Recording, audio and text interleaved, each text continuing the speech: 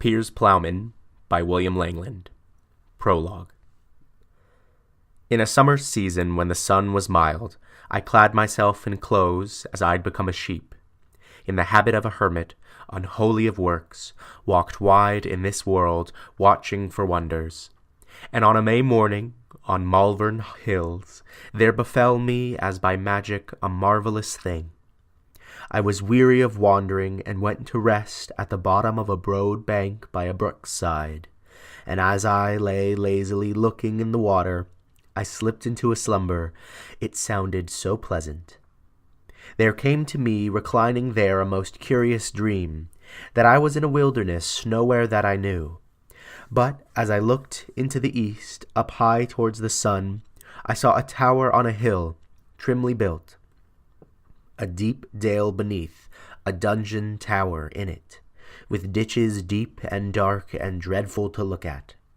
A fair field full of folk I found between them, of human beings of all sorts, the high and the low, working and wandering as the world requires. Some applied themselves to plowing, played very rarely, sowing seeds and setting plants, worked ever hard. One what wasters gluttonously consume, and some pursued pride, put on proud clothing, came all got up in garments garnished to see. To prayers and penance many put themselves, all for love of our Lord lived hard lives, hoping thereafter to have heaven's bliss. Such as hermits and anchorites that hold to their cells, don't care to go cavorting about the countryside, with some lush livelihood delighting their bodies, and some made themselves merchants. They managed better, as it seems to our sight that such men prosper. And some make mirth as minstrels can, and get gold for their music, guiltless, I think. But jokers and word jugglers, Judas's children, invent fantasies to tell about and make fools of themselves, and have whatever wits they need to work if they wanted. What Paul preaches of them I don't dare repeat here. Qui loquiter turpiloquium is Lucifer's henchman. Beadsmen and beggars bustled about, till both their bellies and their bags were crammed to the brim. Stage flightings, for their food, fought over beer. In gluttony, God knows, they go to bed, and rise up with ribaldry. Those Robert's boys, sleep and sloth pursue them always. Pilgrims and palmers made impacts with each other to seek out St. James and saints at Rome. They went on their way with many wise stories, and had leave to lie all their lives after. I saw some that they said they'd sought after saints. In every tale they told, their tongues were turned to lie. More than to tell the truth, such talk was theirs. A heap of hermits, with the hooked staffs, went off to Walsingham, with their wenches behind them, great long lubbers that don't like to work, dressed up in cleric's dress to look different from other men, and behaved as they were hermits, to have an easy life. I found friars there, all 4 of the orders, preaching to the people for their own paunches' welfare, making glosses of the gospel that would look good for themselves, coveting copes. They constructed it as they pleased. Many of these masters may clothe themselves richly, for their money and for their merchandise march hand in hand. Since charity has proved a peddler and principally shrives lords, many marvels have been manifest within a few years. Unless Holy Church and Friars' orders hold together better, the worst misfortune in the world will be welling up soon. A pardoner preached there as if he had a priest's right, brought out a bull with bishop's seals, and said he himself could absolve them all. A failure to fast of vows they'd broken. Unlearned men believed him and liked his words, came crowding up on knees to kiss his bull. He banged them with his brevet, and bleared their eyes, and raked in with his parchment roll rings and brooches. Thus you give your gold for gluttons' well-being, and squander it on scoundrels schooled in lechery. If the bishop were blessed and worth both his ears, his seal would not be sent out to deceive the people. It's nothing to the bishop that the blackguard preaches, and the parish priest and the pardoner split the money, that the poor people of the parish would have but for them. Parsons and parish priests complained to the bishop that their parishes were poor since the pestilence time, asked for license to leave and to live in London, and sing masses for their simony, for silver is sweet. Bishops and bachelors, both masters and doctors, who have cures under Christ and their crowns shaven as a sign that they would shrive their parishioners, preach and pray for them, and provide for the poor, take longing in London in Lent and other seasons. Some serve the king and oversee his treasury. In the exchequer and in chancery press charges for debts involving wards' estates and city wards, waifs and strays, and some, like servants, serve lords and ladies, and in the stead of stewards sit and make judgments. Their masses and their matins, and many of their hours, are done undevoutedly. There's dread that in the end Christ in his consistory will condemn full many.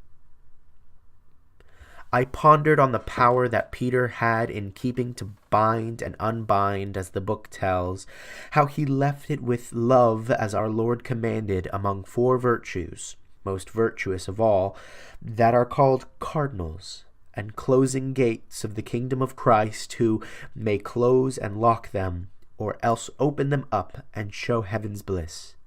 But as for the cardinals at court that thus acquired their name and presumed that they had the power to appoint a pope, who should have the power that Peter had, well, I'll not impugn them, for the election belongs to love and to learning. Therefore, I can and cannot speak of court further. Then there came a king. Knighthood accompanied him, might of community made him a ruler, and then came kind wit, and he created clerks to counsel the king and keep the commons safe.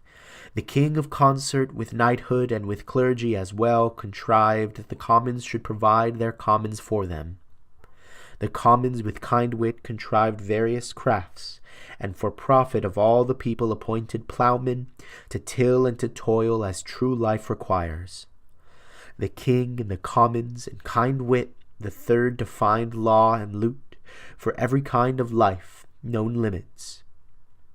Then a lunatic looked up, a lean one at that, and counselled the king with clerky words, kneeling before him. Christ keep you, Sir King, and the kingdom you rule, and grant that to lead your land so as lute loves you, and for your righteous ruling be rewarded in heaven. And after in the air on high an angel of heaven came low to speak in Latin, for illiterate men lacked the jargon or the judgment to justify themselves, but can only suffer and serve. Therefore said the angel, I'm a king, I'm a prince, neither perhaps when you gone hence, you, king, who are here to save the special laws that King Christ gave, to do this better you will find it's well to be less than kind. It's well to be less just than kind. By you law's naked truth wants to be clothed in ruth. Such seeds as you sow, such a crop you will grow. If you strip law bare, bare law will be your share. If you sow pity, you'll be sitting pretty. Then a Goliard grew angry, a glutton of words, and to the angel on high answered after, Since the name of King Rex comes from regere, to rule, unless he law directs, he's a right without a tool. Then all the commons commenced to cry in Latin verse to the king's council, who will construe it. What the king ordains is thus the law's chains. With that there ran a rabble of rats together, and a little mice along with them, no less than 1,000, came to a council for their common profit. For a cat of court came when he pleased, and leapt lightly over them, and when he liked seized them, and played with them perilously, and pushed them about. For dread of various deeds we heartily dare move, and if we grumble at his games he will grieve us all, scratch us or claw us or catch us in his clutches, so that we'll loathe life before he lets us go. If by any wit we might withstand his will, we could be lofty as lords and live at our ease. A rat of renown, most ready of tongue, said as sovereign salve for them all. "I've seen creatures," he said, "in the city of London, bear chains full bright about their necks, and collars of fine craftsmanship. They come and go without leashes, both in warren and in wasteland, wherever they please. And at other times they are in other places, as I hear tell. If there were a bell to clink on their collars, by Christ, I think we could tell where they went, and keep well out of their way. And right so," said the rat. "Reason tells me to buy a bell of brass or a bright silver, and clip it on a collar for our common profit, and hang it over the cat's head. Then we'll be able to hear whether he's riding or resting or roving out to play. And if he desires sport, we can step out and appear in his presence while he's pleased to play. And if he's angry, we'll take heed and stay out of his way." This whole convention of vermin was convinced that by this advice, but when the bell was brought and bound to the collar, there was no rat in the rabble, for all the realm of France, that dared bind the bell about the cat's neck or hang it over his head to win all England. But they held themselves faint-hearted and their whole plan foolish, and allowed all their labor lost and all their long scheming. A mouse that knew much good, as it seemed to me then, strode forth sternly and stood before them all, and to the rats arrayed there recited these words: "Though we killed the cat, yet there would come another to scratch us and all our kind, though we crept under benches. Therefore I counsel all the commons to let the cat alone, and let's never be so bold as to show the bell to him. While he's catching conies, he doesn't crave our flesh, but feeds himself on rich food. Let's not defame him, for a little loss is better than a long sorrow. We'd all be muddling through a maze, though we'd remove one foe. For I heard my sire say 7 years ago, where the cat is a kitten, the court is wholly wretched." That's how Holy Writ reads, whoever wants a look. Woe to the land where the king is a child. For no creature may rest quiet because of rats at night, and many a man's malt we mice would destroy, and also you rabble of rats would ruin men's clothing if it weren't for the court cat, and can outleap you. For if you rats held the reins, you wouldn't rule yourselves. I speak for myself," said the mouse.